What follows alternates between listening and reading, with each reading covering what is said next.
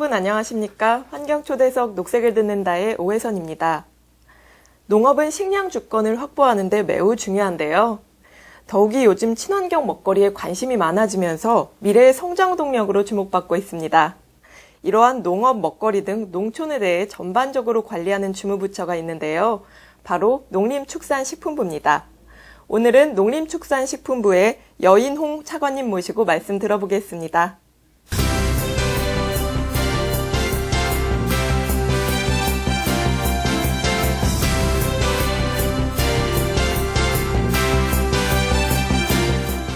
차관님 안녕하세요. 예, 안녕하세요. 네, 안녕하세요. 우선 인터뷰에 앞서서 환경TV 시청자분들께 인사 말씀 부탁드리겠습니다. 농업이 인류 생명을 다루는 그런 산업입니다. 그리고 또 자연 상태에서 생산 활동이 이루어지기 때문에 환경하고 굉장히 밀접한 그런 산업입니다. 그래서 오늘 환경TV 통해서 우리 농업을 소개시킬 수 있는 기회를 갖게 돼서 개인적으로 굉장히 기쁘다 생각하고요. 우리 환경TV 시청자 여러분께서도 우리 농업에 많은 애정과 관심을 기울여 주시기를 부탁 좀 드리겠습니다. 고맙습니다. 네, 이제 질문 드리겠습니다. 이제 정부가 농업의 미래성장 산업화를 추진하는 걸로 알고 있습니다. 미래성장 산업이라면 지속 가능하고 경쟁력을 갖춘다는 것인데요. 어떤 방안들을 추진하고 계신가요? 좀 전에 제가 말씀드렸다시피 생명산업입니다. 인류가 먹지 않고는 살 수가 없는 거기 그렇죠. 때문에 네. 지속 가능한 산업으로 가야 됩니다. 근데 최근에 우리나라 아시다시피 농산물 개발이 계속 이제 가속화되다 보니까 굉장히 이제 힘들어 합니다. 하지만은 우리 국민들한테 안전한 농산물을 안정적으로 공급하는 이 체계 갖춘 게 굉장히 중요하거든요. 네. 그래서 그걸 하기 위해 가지고 여러 가지 방안들이 있습니다. 기반도 잘 닦아야 되고, 그 다음에 농업인들, 어떤 재배 기술도 높여 나가야 되고, 안전한 농산물이 생산되는 체제도 갖춰야 되고. 네. 하지만 그걸 하기 위해서 가장 핵심적인 것들이 여러 가지 있는데 그 중에 우리가 이거는 꼭 해야 되겠다. 먼저 골라낸 게 미래성장 산업화의 사업들입니다. 여기 보면은 이왕 농사 짓는 것도 경쟁력을 갖추기 위해서 좀 더 스마트하게 해야 될 필요가 있습니다. 그래서 우리 생산 시설도 ICT가 좀 접목이 돼서 좀 과학적으로, 효율적으로, 그리고 생산성 높게 이렇게 나가는 대책들을 지금 만들어가고 있고요. 또 지금 우리 농민들이 너무 또 영세하지 않습니까? 네. 조금만 재배를 해가지고는 우리 시장에 제대로 대응을 할 수가 없습니다. 그래서 지역 단위로 공동 작업을 할 수 있는 전력별 공동체, 그리고 논도 마찬가지고 밭도 마찬가지 공동 경영체 형태로 해서 생산 자체의 물량을 좀 키워 나가는 이런 정책도 같이 펴 나가고 있고요. 또 아울러서 거기 참여하는 농업인들이 굉장히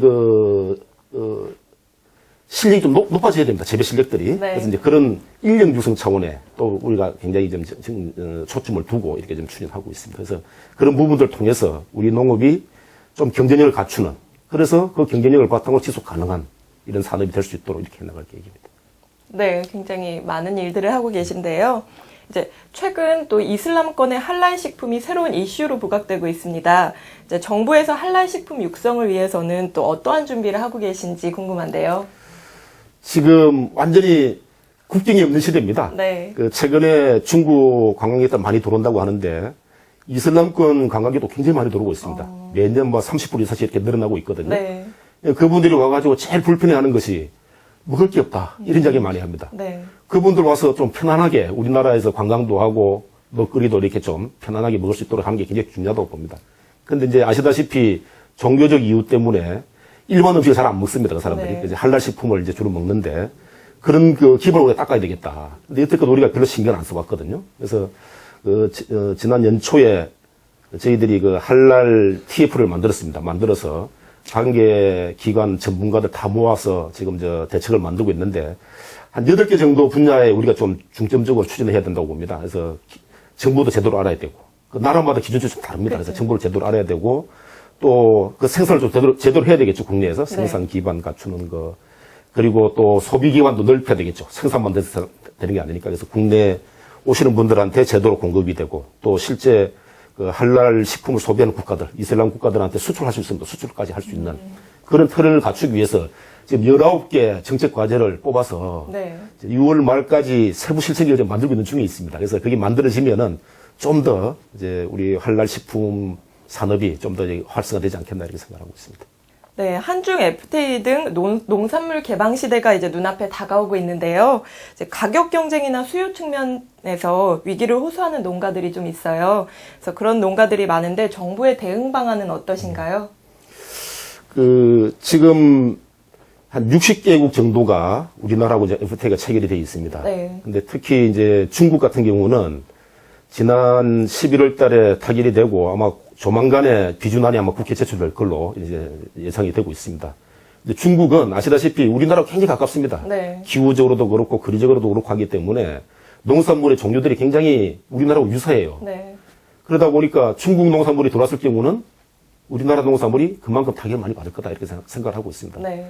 그래서 그 한중 FDA 협상 과정에서 주요한 품목에 대해서는 우리가 전부 다 양어를 제외를 했습니다.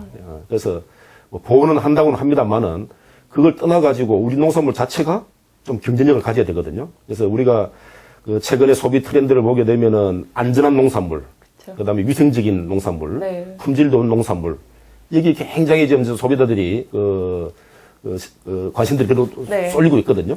그건 중국도 마찬가지입니다. 그래서 우리나라 농산물이 정말 안전하게 위생적으로 생산돼서 소비가 될 수 있도록 하는 틀을 만드는 게 네. 지금 어떻게 보면 한중 FTA 대책의 핵심이라고 봅니다. 그래서 저희들이 좀 전에 말씀드렸던 미래성장 산업화 이런 것들 다 이제 그런 일환으로 지금 이제 추진하고 있는 것이고요. 네. 그게 국내에 생산되는 것을 무조건 보호하겠다는 것보다도 조건은 똑같기 때문에 중국이 보면 엄청나게 큰 시장입니다. 우리 인구의 17배, 18배 됩니다. 그 시장을 우리가 이왕이면은 고품질 농산물로 공략하는 전략까지 포함해서 우리 농산물이 이제 앞으로는 세계화 시대에 경쟁력 갖춘 그런 농산물이 될 수 있도록 그렇게 해나갈 계획입니다. 네, 위기가 기회로 전향되는 그런 네. 계기가 됐으면 하는데요. 또 이제 다른 분이 한번 질문 드려볼게요. 정부가 곤충 산업을 이제 미래의 산업으로 육성하고 있는 걸로 알고 있습니다. 이제 관상용이나 식용으로도 홍보되고 있는 걸로 알고 있는데요. 곤충 산업 육성을 위해서 어떤 정책들이 있는 건가요? 곤충이 저희들이 여태껏은 신경 별로 안 써봤죠. 네. 그런데 실제 많은 역할을 하고 있습니다. 우리 꽃가루 수분하는 거. 우리 꽃들 열매 맺을 때 그 꽃가루 수분이 돼야지 열매가 맺히는 거거든요. 네. 그 역할을 곤충들이 다 하고 있습니다. 그리고 최근에 이제 화학약, 농약 같은 것들 가능한 한 안 쓰는 쪽으로 좀 흘러가고 있거든요. 안전 문제 때문에. 네, 그러다 보니까 곤충을 이용한 병해충 방제. 천적이라 그러죠. 네. 그런 것도 이제 계속 늘어나고 있고, 또 식용곤충도 지금 늘어나고 있고, 네. 그리고 곤충을 이용해서 또 새로운 소재를 많이 만들어냅니다. 최근에 여드름 치료하는 화장품이라든지 뭐 여러 가지들이 나오고 있거든요. 네. 이걸 좀 이왕이면 좀 체계적으로 해야 되겠다. 해서 이제 곤충 산업을 정부 차원에서 좀 육성해 나가려고 이제 하는 겁니다. 그래서 기본적으로는 어떤 곤충이 그러면 유용하냐, 그 곤충이 어떠한 특성을 갖고 있느냐 이런 이제 연구가 좀 필요하죠. 그래서 이제 새로운 곤충에 대한 어떤 기능을 좀 증명을 해내고 하는 그런 R&D도 지금 추진하고 있고, 그리고 여러 가지 유형의 용도의 곤충들이 지금 재배가 되는데 또 그냥 아무렇게나 막 재배돼서 사육돼서는 안 되는 것이거든요. 그래서 그런 들에 대한 어떤 기준들 또 지금 만들고 있고, 그런 걸 다 엎어가지고 담은 곤충 산업 육성 법을 하나 만들었습니다. 만들어가지고 그 법을 통해서 좀 체계적으로 지원할 수 있도록 이제 지역에 따라 가지고 특화된 곤충 자원의 활성화 지원센터를 만들어 가지고 그 지원센터를 통해서 그 지역에서 생산되는 곤충들이 좀 제대로 좀 소비가 될 수 있도록 하는 그런 끝까지 담은 그 법을 좀 시행을 지금 하고 있습니다. 그래서 앞으로 국민들이 이제 곤충에 대해서 좀 뭐라고 해야 될까요? 좀 혐오스럽다. 뭐 이런 것보다도 네. 그런 것보다도 좀 친근하고 앞으로 어떤 미래 식량으로서 이렇게 가치로 좀 인정해 주신다 그러면 곤충 산업이 굉장히 큰 산업으로 클 수 있다 이렇게 생각합니다. 그만큼 연구도 잘 돼야 되고 홍보도 잘 돼야 될 그렇습니다. 것 같은데요. 네, 다음 질문 드릴게요. 귀농귀촌 열기가 그 어느 때보다 뜨겁습니다. 이제 농림부는 젊은 세대 창업 등 이제 귀농귀촌 활성화에 있어서 이제 어떤 지원을 하고 있는지 궁금한데요. 귀농귀촌이 지금 어떻게 보면 이제 굉장히 확산되고 있습니다. 네. 최근에 어떤 사회의 새로운 트렌드가 지금 된 상태인데, 2012년도에 13년도에 3만 2천 가구가 기농을 했는데, 기농 기촌했는데, 지난해는 4만 4천 가구입니다. 1만 2천 가구 더 늘었습니다. 네. 그만큼 이게 지금 폭발적으로 이제 늘어나고 있거든요. 네. 근데 그냥 환상만 가지고 농촌 가면은 다 힘들어 합니다. 그래서 이제 정확한 정보를 알고 사전 준비를 많이 해야 되거든요. 그래서 가시는 분들한테 어떤 시행착오를 하지 않도록 그런 준비들을 할 수 있도록 정보 제공이라든지 교육, 그것도 이제 맞춤형으로 합니다. 그래서 어느 연령대인지 또 뭘 하러 가려고 하는 건지 그런 거 맞춤 이제 교육을 좀 꼼꼼하게 해주시네요. 예, 예. 그래서 실패를 하지 않도록. 그래도 가시는 분들이 또 작은 문제도 있습니다. 그냥 가가지고 바로 살 수 있는 게 아니지 않습니까? 네. 그래서 이제 그런 부분들에 대해서도 금융적으로 금융 서비스를 통해 가지고 쉽게 좀 이제 자금을 조달할 수 있도록 그래서 금리도 낮추어주고 대출해주는 한도도 넓혀주고 네. 여러 가지 이제 그런 정책을 통해서 가시는 분들이 좀 더 쉽게 정착할 수 있는 뭐 그런 틀을 만들어가고 있습니다. 네, 농식품부는 도매시장 유통 개선책의 일환으로 농산물 직거래 확대를 추진하고 있는데요. 직거래 체계가 어떤 것인지 소개 부탁드리고요. 그리고 향후 목표 수준은 어느 정도인지 궁금합니다. 농산물 유통에 대해서 모든 국민들이 걱정을 합니다.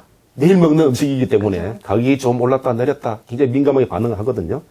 근데 그 가격 자체가 농산물의 특성상 시장의 수요에 가지고 수요 공급에 의해서 이제 결정이 됩니다. 그러다 보니까 굉장히 등락이 좀 심했죠. 네. 그래서 이제 그런 부분들을 좀 해소시키기 위해서 저희들이 다양한 유통 경로를 만들어서 그 경로 간의 경쟁을 통해서 불필요한 유통비용을 줄이자. 이게 지금 정부의 유통정책 개선 방향입니다. 그런 일환으로 지금 뭐 여러 가지가 있습니다만은 직거래도 활성화시켜 나가고 있는 것이거든요. 네. 그래서 과거에 단순하게 직거래 장터를 만들어 가지고 농민들하고 소비자가 만나서 이렇게 거래하던 그런 형태의 직거래 장터를 넘어서서 최근에 로컬 푸드 그 지역에서 생산된 게 그 지역에서 소비될 수 있는 그런 시스템.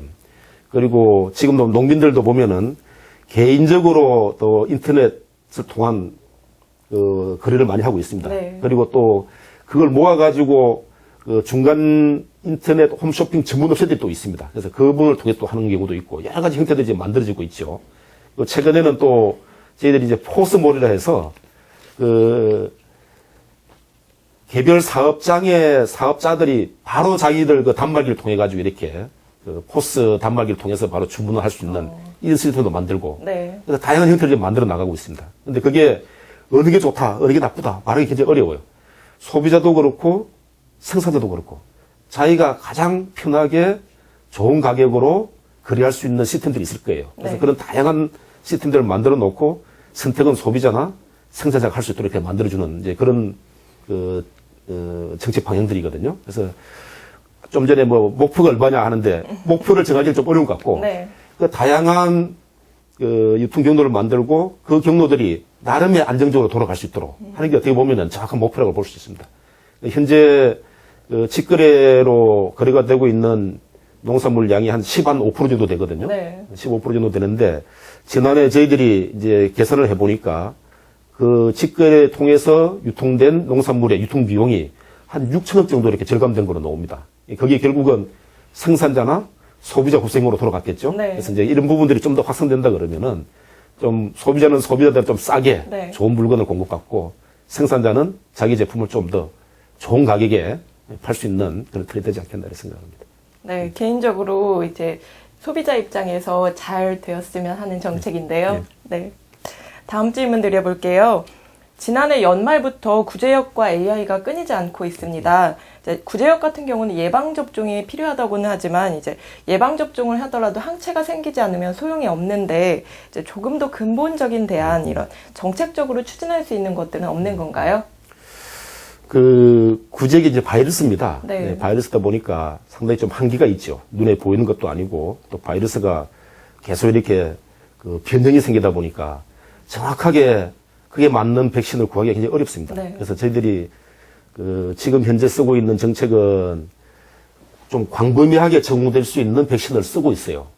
그런데 앞으로는 좀 더 백신의 효능을 높일 수 있도록 발생되자마자 바로 그 바이러스에 적합한 백신이 뭔지를 찾는 그 절차를 좀 신속하게 진행시키려고 합니다. 네. 지금 금년도도 보니까 그 확인하는데 벌써 한 2, 3개월이 걸려버렸거든요. 그래서 그런 기간을 단축시켜서 네. 가장 적합한 백신이 발생되자마자 바로 이렇게 공급이 될 수 있도록 하는 체계를 갖추는 게 굉장히 중요하다 이렇게 생각하고요. 또 하나는 지금은 좀 정부가 주도적으로 하는 그런 측면이 좀 있습니다. 네. 근데 실제로는 병은 농장 현장에서 발생이 되고 있거든요. 그래서 이제 농업인이라든지 거기에 참여하는 업체 그리고 그 지역에 있는 지자체 이런 사람들이 좀 더 책임감 갖고 그 방역에 임할 수 있도록 하는 체계를 갖추는 게 굉장히 중요합니다. 그래서 그 주체별로 좀 책임성을 강화시키는 쪽으로 그래서 방역 체계도 좀 개편을 하고 그리고 조직도 거기에 맞춰서 이렇게 재편을 할 그런 계획을 갖고 있습니다. 아울러서 그 지금은 발생이 되면은 발생된 걸 이제 뒤쫓아가면서 이렇게 방역을 합니다. 발생된 데를 가서 이렇게 뭐 처분을 하고 또 관계됐던 차량도 찾아가서 소독을 하고 이러는데 그보다 발생되기 이전에 미리 하는 게 굉장히 중요하단 말이에요. 그래서 네. 농장 단위에서 사전적으로 이렇게 좀 체크가 될 수 있도록 사전 예찰제를 좀 강화해서 병에 걸린 가축들이 안 움직이도록 미리 사전에 이렇게 네. 체크하고 조치가 들어갈 수 있도록 하는 체계를 지금 만들어가고 있습니다. 그래서 그런 방향을 가지고 지금 정부 내 개선 대책을 지금 갖고 있거든요. 그걸 좀 전문가들하고 뭐 여러 분야 사람들하고 좀 의견 조율을 해서 한 7월경쯤에는 전체 틀을 좀 바꾸는 쪽으로 이렇게 할 계획입니다. 네, 아무래도 농림부 같은 경우는 국민들의 이제 먹거리와 다 직결되다 보니까 좀 관심도 많아지고 이제 잘 해주셨으면 하는 바람이 있는데요. 이제 벌써 마지막입니다. 마무리로 환경TV 시청자들과 국민들께 하시고 싶으신 말씀 부탁드리겠습니다. 우리 농업이 뭐 굉장히 어렵다고들 많이 이야기를 합니다. 근데 우리나라 뭐 5,000년 역사상 어렵지 않은 해가 한 해도 없었을 거다 이렇게 생각을 하거든요. 그래서 우리가 얼만큼 그 정확한 방향성을 가지고 열심히 그 방향을 달성하기 위한 노력을 하냐 따라 가지고 충분히 극복할 수 있다고 저는 판단하고 있습니다. 이거 하기 위해서는 우리 농업 농촌에 대한 가치에 대해서 우리 국민 여러분들도 이렇게 같이 좀 이렇게 관심도 기울여 주시고 애정도 표현해 주시는 게 좋겠다는 생각을 가집니다. 그렇게 됐을 경우에 우리 농업 농촌도 세계 농업과 이렇게 경쟁할 수 있는 체계가 갖춰지고 또 그걸 바탕으로 해서 국가 균형 발전도 또 이루어지지 않겠나 이런 생각합니다. 많은 애정과 관심을 부탁드리겠습니다. 고맙습니다. 네, 오늘 말씀 잘 들었습니다. 앞으로도 계속해서 이제 희망찬 농업 그리고 활기찬 농촌이 되는데 힘써주시길 부탁드리겠습니다. 네, 고맙습니다. 오늘 귀한 시간 내주셔서 감사합니다. 네, 감사합니다. 오늘 차관님 말씀을 통해 농업의 6차 산업화 그리고 첨단 산업화와 같이 농업의 저력 있는 비전을 확인할 수 있는 시간이었습니다. 시청자 여러분들도 이번 시간을 통해 미래 성장 산업으로서의 농업에 더욱 관심을 가지게 되는 계기였기를 바라봅니다. 환경초대석 녹색을 듣는다. 오늘 여기서 마치겠습니다. 고맙습니다.